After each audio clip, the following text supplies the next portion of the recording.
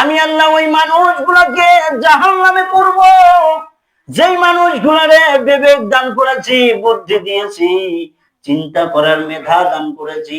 আমি আল্লাহ কলব দান করলাম, এই কলব দিয়ে মানুষ যদি বোঝার পরেও অন্যায়ের দিকে ধাবিত হয়ে যায়, অন্যায়ের দিকে পার হয়ে যায়, অন্যায়ের দিকে চলতে থাকে, আর চলতে চলতে যদি একদিন মালিকের ডাক শুনে যায়, আজরাইলের সঙ্গে যদি মোলাকাত হয়ে যায়, মালিক বলে এই জ্ঞানবান মানুষটাকে আমি জাহান্নামে নিক্ষেপ করব। ওয়ালাহুম আইনুল লা ইবসিরুনা বিহা, আমি আল্লাহ বান্দাকে সুন্দর দুইটা চক্ষু দান করেছি। এই চোখ দিয়ে ভালো ভালো জিনিসগুলো বান্দা দেখবে, ভালো পথে চলবে। কারণ যদি অন্ধ বানায়া পৃথিবীতে পাঠাইতাম, আর যদি ভালো পথে চলার জন্য কিয়ামতের মাঠে প্রশ্ন করি, বান্দা ভালো পথে চলো নাই কেন? বান্দা তখন বলবে রব্বুল আলামিন আমাকে চক্ষু দাও নাই, চোখের পাওয়ার ছিল না, এই জন্য তোমার ভালো পথে চলতে পারি নাই। এই জন্য চক্ষুষ্মান ব্যক্তিদেরকে আল্লাহ বলবেন, দৃষ্টি সম্পূর্ণ ব্যক্তিদেরকে আল্লাহ বলবেন, এ মানুষ তোমাকে চক্ষু দুইটা দান করা হয়েছিল, এই চোখের কিন্তু আমি আল্লাহ বিল নেই নাই, এই চোখের আমি আল্লাহ দাম নেই নাই। এই চোখের শুকরিয়া কতটুকু আদায় করেছো? আজকে চোখের শুকরিয়া আদায়ের কথা বলে যাও, জবাব দিয়ে যাও। সেই দিন যদি বান্দা ভালো পথে না চলে থাকে, অন্যায় পথে যদি জীবন কাটিয়ে থাকে, অন্যায়ের সঙ্গে যদি জড়িত থাকে, অন্যায় দেখার পরে যদি না দেখার ভান করে চলে, আল্লাহ রাব্বুল আলামিনের ঘোষণা, ওই মানুষটাকে দিয়ে আমি জাহান্নাম ভরবো। এরপরে রব্বুল আলামিন 3 নম্বর অপরাধের কথা বললেন, ওয়ালাহুম আযানুন লা ইয়াসমাউনা বিহা, আমি আল্লাহ দুইটা কর্ণ বান্দাকে দান করেছি। এই কান দিয়ে শুনবে, বিবেক দিয়ে উপলব্ধি করবে, চক্ষু দ্বারা দেখবে, এই কানে আওয়াজ শোনার পরে, সত্যের ডাক শোনার পরে, সত্যের পথে ডাকার পরেও, সত্য জিনিসটা উপলব্ধি করার পরেও, শোনার পরেও যারা না শোনার ভান করে চললো, আল্লাহ বলে এই কানওয়ালা মানুষটাকে জাহান্নামে দিব। এই কান কি আপনার আমার আছে? আমরা কি ভালো আওয়াজ শুনি? আমরা কি ভালোর পথে চলি?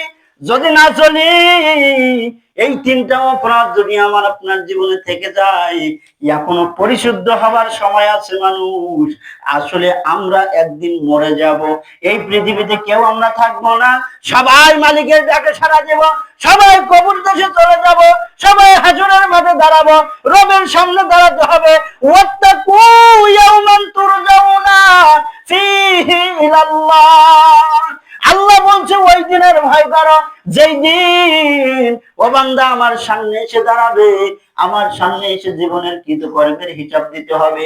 ওই দিন যদি ভালোর দিকে তোমার বেশি হয়ে যায়, ভালো কাজটা যদি রবের গ্রহণযোগ্য হয়ে যায়, পছন্দ হয়ে যায়, তোমাকে বিনা হিসাবে রব জান্নাত দান করবে। আর যদি মানুষ তুমি অন্যায়ের দিকে ধাবিত হয়ে যাও, অন্যায় পথে থাকতে থাকতে জীবনটা চলে যায়, অন্যায় কাজ করতে করতে রবের সামনে চলে যাও, আল্লাহ বলে ওই মানুষটার জন্যই আমি আল্লাহ জাহান্নাম ঠিক করে দিয়েছি। এখন মানুষের হিসাব হলো, জীবনের হিসাব মিলাইতে হবে, জীবনের পরিমাপের হিসাব মিলাইতে হবে। এখন কোন পথে আছেন মানুষ? আপনি কি জান্নাতের পথে আছেন না জাহান্নামের? একবার জীবনের হিসাবটা মিলান। হিসাব মিলাইতে পারলে বুদ্ধিমান। আল্লাহ রাসূল বলেন ওই ব্যক্তি তো সব থেকে বড় বুদ্ধিমান, যে ব্যক্তি মৃত্যুর পরবর্তী জীবনের কথা, হায়াতের জিন্দেগিতে বেশি বেশি করে গবেষণা করে। আমরা যারা এই জায়গায় উপস্থিত আছি, আমরা কয়জন গবেষণা করি? কয়জন চিন্তা করি আমার মৃত্যু কখন হয়ে যাবে? যদি এই উপলব্ধি মানুষের ভিতরে থাকতো, কোন মানুষ সুদের ব্যবসার সঙ্গে জড়িত থাকতো না। কারণ মৃত্যুর ভয় অন্তরে না থাকলেই অন্যায় করা সহজ হয়। মৃত্যুর ভয় অন্তরে থাকলে অন্যায় করে না। ব্যক্তির চোখ দিয়ে সর্বদাই আল্লাহর ভয়ে পানি ঝরে। তাহলে ব্যক্তির ভয়, একমাত্র ব্যক্তিকে ভয় করতে হবে আল্লাহকে। আল্লাহ ছাড়া কাউকে ভয় করা যাবে না, আল্লাহ ছাড়া কারো কাছে মাথা নত করা যাবে না, আল্লাহ ছাড়া কারো কাছে কোনো কিছু চাওয়াও যাবে না।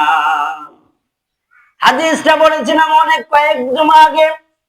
ওমর ফারুক রাদিয়াল্লাহু তাআলা আনহু রাস্তা হাঁটতেছেন দুপুরবেলা, পিপাসায় কাতর হয়ে গেছেন।